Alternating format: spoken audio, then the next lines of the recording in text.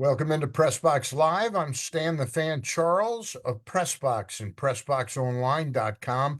And with me today, our usual day is Thursday to initiate these broadcasts, these Zooms, is Eric Garfield of Florida Prospects Report and works with Pressbox now. He lives in the Bradenton, Sarasota area, and he follows the Orioles like nobody's business. Eric, let me pay a couple bills real quick, and then we'll get to it. Talk today about the Florida Complex League. Most Absolutely. people remember it as the Gulf Coast League, but it is now the FCL. We'll talk about it, and we'll talk about the Orioles representatives that are playing for that team that plays their home games at Ed Smith Stadium. Want to welcome in the AJ Michaels Heating and Air Conditioning Company. They've been with us since pretty much the inception of these Zoom videos. They do an incredible job. If you have any questions or concerns about the air quality in your home, they come in and they'll clean it, clean out your air conditioning system and make sure, and your heating system, make sure things are germ-free, virus-free. That's AJ Michaels. Their website, ajmichaels.com. AJ Michaels Heating and Air Conditioning. We're also brought to you by their friends at the new Atman's Deli at Harbor Point. That's right. Everything you want in a deli plus a bar. That's right. They've got a great bar, high-end restaurant with deli specialties, and they do it all for you there at Atman's Harbor Point. They're new and just around the corner from Fells Point. Atman's Harbor Point, great place to go watch an O's game on the tube. Like tonight, the game starts at 6:10. You could get there after work and watch the ball game tonight or tomorrow afternoon. Is a I think 4:10 start tomorrow afternoon in Cincinnati. Anyway, that's it for Atman's at Harbor Point. We'll talk more about them as we go on. Eric, thanks for joining me again. Of Uh, course. Tell us a little bit about what the purpose is of the Florida Complex League. Because it's something I've always known was there. I knew players played part of a season there, but tell us a little bit about it. For most of the young prospects, especially the ones that come from other countries, not the amateur draft, it's a vital stage in their development where they compete against the players that they competed against in the Dominican League before they arrived here. And it's kind of just like second gear. The better you do, the more prepared you are for an affiliate. Scouts can see you, coaches and instructors can get metrics on what you do well and what you need to be coached on. So it's very developmental slash instructional and extremely hot. It is the hottest thing I've done in Florida. The games are about 110 degrees, and most of them are longer than 3 hours.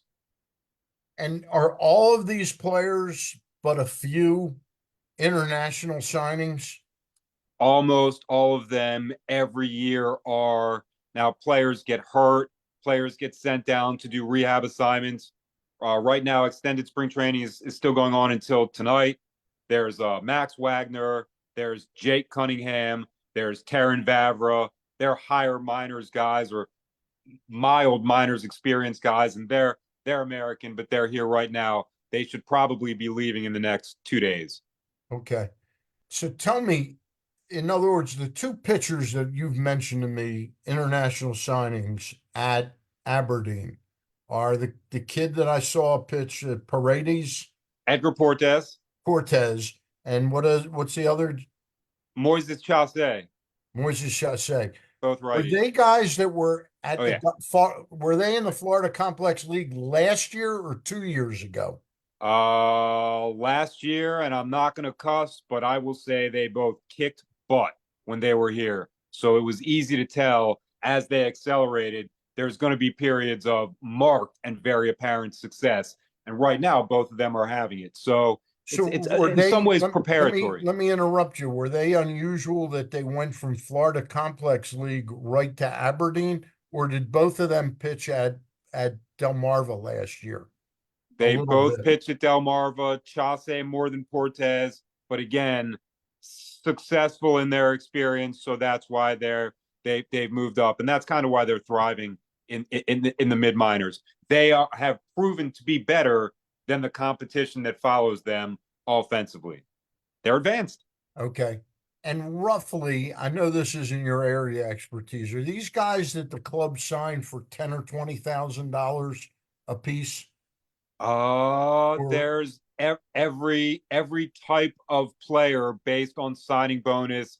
There's $10,000 guys, there's $250,000 guys, and there's seven-figure guys on the roster too. okay. And the thing that I've observed over the years is who is successful or who accelerates isn't always based on the signing bonus amount. So development is ahead of how much these players are signed for. So the Orioles director of player development he got a promotion as our friend Matt Blood. Yep. Is Blood keenly involved with all of this at this level? He is not here in Sarasota all the time, but I'm going to bet the staff that determines the day to day and the programs individually that are not pitchers, I'm sure he's, if not heading those conversations, he's a very important part of them. And why not? And He's the farm director. and how about Kobe Perez, who helped sign all these guys? Is he make stops along the way to see how kids are doing, or is his job merely getting the fresh talent to come into the organization? Kobe does a little bit of both, and during the year, he'll see some of his guys like going to minor league stadiums around the country. So his role, once he acquires them and identifies them as teenagers, is to follow and track them and make sure they're on track for success. Okay. Now tell me a little bit about the league. And I don't know if you know the history of it or not, but I looked it up today. There's an East Division with Yep, Houston, St. Louis, Miami, the Mets, and Washington. correct. There's the North with Toronto, Philadelphia, Detroit, and New York, Yankees. And then there's the South, Atlanta, Baltimore, Pittsburgh, Tampa, Boston, and Minnesota. Yep. It's really weird to me that you got three divisions in a 16 team league and you got 1-5, 1-4, 1-6. It's It is not yeah. even, and the scheduling and how they arrange it is also not even. The Orioles will not play anyone from the East, but they'll play teams from the North a few times, and they'll play teams from the South, their division, extremely regularly over the 2 months and change. It used to be called the GCL, the Gulf Gulf Coast Coast League. League, right. The last year that it was that, for whatever reason, the Orioles won it because they had Gunnar Henderson. That was 2019. An amazing Was season. this league ever called the Florida Gulf Coast League? I don't know. Not Okay. not All right. not since I've been paying attention. Since around Okay. then. Now, one other logistical question. So these are 15 teams and organizations that I just listed. Correct. Where are the other, is there another league equivalent to this league out west, Yeah, like it's in great. San Francisco No, or Arizona. It's called Arizona? Okay, the right. ACL. And my friends that are in the scouting community and work for teams, they always tell me that I'd like going there more than I even like Florida. So maybe next season I will. Because they're probably all within like four One miles of one complex. another. Yeah, yeah. Interesting, interesting. So so I don't know where to start because I don't really have a great list of the players. You sent it to me and it's That's on why my I'm here. phone and I can't expand it. That's But why okay. don't you tell me about four or five of the players you like best? I'll let you do the talking.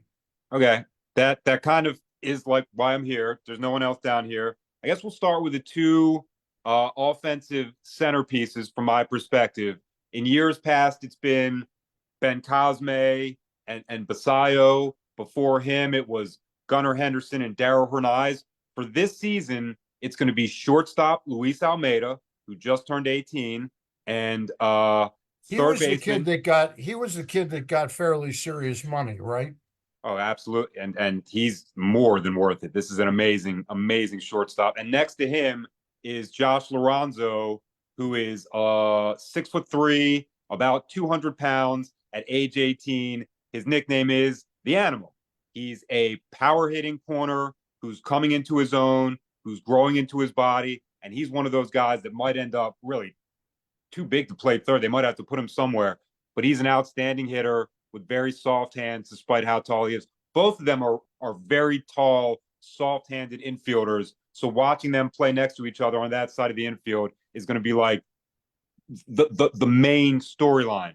Is it like Judd Fabian and Dylan Beavers Oh yeah, that's buddies? fine. That's a very fair, very apt comparison, right? Yeah. Like how they progress through, it's going to be the same for Lorenzo and Almeida. Most of the highlights that I make from these games, I expect to be those two. The other group that seems to be excelling right now is catchers. They've got several catchers. They're all from Venezuela, and I just met one of them today within the last hour. He threw out 3 Pirates stealing, including the very fast Braylon Bishop. His name is Miguel Rodriguez. A Dodger scout told me who he is because his jersey didn't have a number on it. And I looked at the scout's notes and it said great arm. So we've got him, a righty, lefty, also from Venezuela, Yasmil Bucci. He's a contact hitter, like a higher average hitter for a catcher. And then we have Carlos Rodriguez, again from Venezuela, very much a power hitter, a power type of righty. He's got a good stroke, a very strong stroke to center and left field, but nothing opposite. So the infield group is good. The catching group is good. But all around, the best guy from last year that didn't get a chance to move up is infielder Edwin Amparo.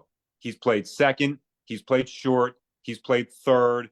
Today he played third. He made an outstanding play. He's like the Jordan Westberg of this league. Again, Stan, that is a very, very fair. That is what he is. But like Westberg, he can hit and he can hit it out of the park. He's 5'9", 5'10". The best thing that he brings to the table is lightning quick wrists. Today, facing Domingo Germán, who threw a perfect game, he hit a 408-foot home run off the building. So, and he was hurt at the end of last year. He started off really well like this last year. Then he got hurt. Then he missed the rest of the season. Now he's back. So I expect him to start off very hot and move up to Delmarva extremely soon. They need an igniting type of bat, and he's proving to be that down here. Edwin Amparo. So you think Amparo will play for the Florida Complex League Orioles and then go to Delmarva this year to play Absolutely, a little yes. bit? Yep. They But need but him. He's at that age and he's at that skill level. So yes, I do. but guys like Almeida and Josh Lorenzo, Lorenzo. they'll play Delmarva next year, most likely. Yes, but the way that the Orioles do it traditionally for that class, for that age group, if they have stellar seasons down here, they'll get Mhm. called up at the very, very, very end to like spend a week with an affiliate to see what that lifestyle is like. Maybe get 2 or 3 at bats, but just see how you're going to be with the Delmarva group. So And do unless these they set Florida on fire, they won't be there till the end. and do these players then so this league finishes like around August 1st, I'm thinking. Traditionally, it has. This year, it's starting tomorrow, May So 5th. so this might finish more like July 15th. Correct. That's exactly So when if it's a going to finish. player that plays in this doesn't play with the organization again till next year's Delmarva, is there anything? What do they do to hone their skills, get better from this point on? Do they go back to the Dominican to the headquarter training camp and just For a large percentage of the players that are here, yes. For another large percentage of the players that are here, they'll practice or scrimmage at the complex. There's rudimentary type like off-season league where the Pirates will come down once every 20 days and practice. These are things that I don't really pay that much attention to because they're not organized and there's action on the fields in the FCL. So maybe we'll see in July if I'm still down here, if I'm still around. But for the most part, the FCL is very structured. Like today, there was a 4-out inning, there was a 6-out inning to get a pitcher his work. In the FCL, there's nothing like that. Every inning is 3 outs. Every umpire, has to call the game the right Yep. way, and they're checked. So it is as structured as any affiliate game would be without calling yourself low A. And are all these games, Eric, day games? They had one last year at night, and it really was so people could come and see Jackson Holiday. So So basically, this is a daytime league, though. it's so hot. Yeah, the Yeah. games are they're so hot. I And can buy I ask you what would the reason be if it's that hot that they wouldn't play the games at night? ooh, I'm gonna estimate. It's past the kids' bedtime or something? Well, that they do actually go to bed really early to be Okay. ready. They wake up in the morning, but I'm gonna bet it has something to do with the umpires and umpires availability Okay. and the field and the complex availability. I know there's a lot of people, decision makers, who want to play the games after it gets dark, Right. but then the stadium doesn't want to pay for the lights, or the whole umpire crew can't get there Right. at That's night what because they I'm haven't. thinking it's an economics thing. Okay. It is. I'm telling you, it is so hot. I saw a player, an Orioles guy who got put out of the organization years ago, and I saw him again, and we just started talking after years about what it was like in Sarasota. This guy's like a tough guy, a military type guy. He's Right. just like, I couldn't take the heat. If they didn't release me, I was going to quit weeks later. He was a catcher. He's just like, I couldn't wear all that stuff every day. It feels like it's 130 degrees. Is he still playing ball with somebody?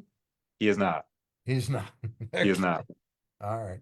Let me uh let me tell people a little bit about the Costas Inn, and then we'll come back and I want to hone in and see if there's a two or three pitchers' names down at this level that you might be able to have us keep an eye on. All right. I think I can. All right. Costas Inn, been at the same location, 4100 North Point Boulevard, for over 50 years, folks. That's a long, long time. I've been doing business with the Triantafilos family. Uh, they've been a sponsor of everything I've done since like about 1995. We've become good friends. They're like family, and it's a family atmosphere at their restaurant at 4100 North Point Boulevard. Crab season is upon us. For a lot of people, crab season is 12 months, 360 days a year. But for a lot of people, it's once the weather gets warm that you really start thinking about going to eat steamed crabs. Well, at the Costas Inn, believe me, they'll have plenty of them, but not enough to feed people just coming off the street that think they can order two, 3 dozen crabs or even a dozen. You got to call ahead. 410-477-1975. Get a pencil. I'm going to repeat it slowly. 410-477-1975. They'll give you the availability, the size of the crabs, the cost of the crabs, so you know everything. They'll always have beer there at the Costas Inn to go along with the crabs. All right. It's crab season. Think ahead. 410-477-1975, the Costas Inn. Eric's got me thinking of hot weather now by So hot. talk about how hot it is down at the Florida Complex League. Eric, a couple pitchers. Oh, wait, I wanted to get back to the two infielders, uh, Sure. Almeida and Lorenzo. Aranzo. Are they you referred to them as soft-handed? Is Almeida definitely project as a shortstop? Fan in every way. Absolutely, yes. I do not know a better way to answer that. He is a beautiful ballerina looking fielder, controls everything to both sides, gets to everything so fast. His pivot, his transfer, his aiming his shoulders to first, it's almost perfect every time. If they move him off the shortstop, I'm writing a letter. Okay, to who? To Mike Elias? Anyone, maybe Okay. everyone. And He's what about not a the second what baseman. about the other kid, Joshua Aranza? Well, Is he see, a he's third? You see him as a third baseman or a yeah. first baseman? I see him as a third because he's big enough to produce right now. He really is a shortstop, but he's not knocking Almeida off the shortstop. This is the early part of competition. So instead of playing in his spot, he'll play next to him, and that'll help the team. They'll probably be the 2-3 or 3-4 hitters also. Unbelievable. And Yeah, I love it. it's great. I've been saying for 3 or 4 years that once these international players start to pop, it's not like you're going to get 10 of them in one shot, but every couple of years you're going to get two here, 2 or 3. and they're going to be real good ball players. Yeah. And that's exactly what's happening right now. I I'm know telling you, Almeida and Lorenzo are going to be the next ones in that category. I know you can't project what's going to happen to Henderson, what's going to happen to Jackson. Do you see these two kids playing for the Baltimore Orioles, or will they be so clogged that they'll be used as trading chips? From what I've seen I mean, of it's pure conjecture at this point, of course. Almeida, yes, I'm gonna say yes. And if he somehow does not make the Orioles, there's going to be enough people that know about him and want him to where we can trade him for an absolute premium.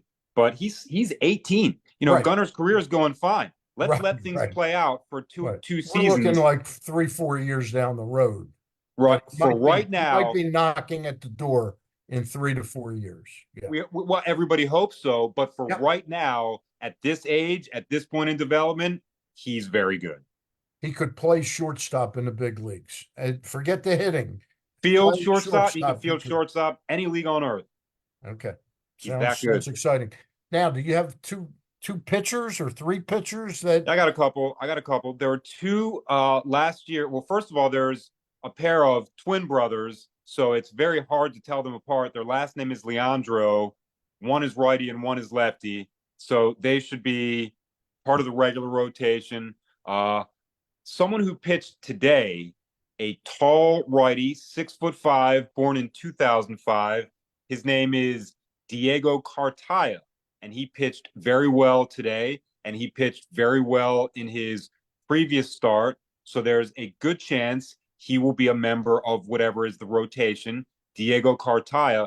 But I think the two best pitchers that they have, just based on what I've seen, not my opinion, a lefty named Andres Parra, who's short and focuses on bearing down and the down part of the zone and spinning into it.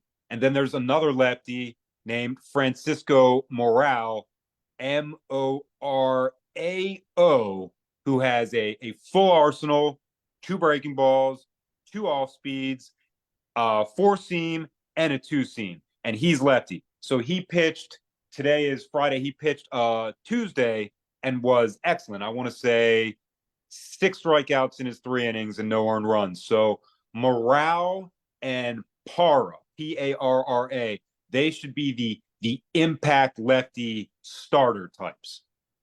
all right. It sounds interesting, and it sounds great.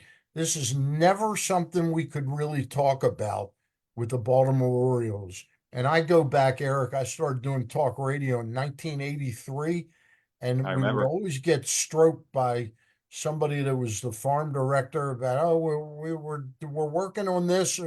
They have never plugged in until John Angelos approved it and Mike Elias hired Kobe Perez. They have never plugged into international players.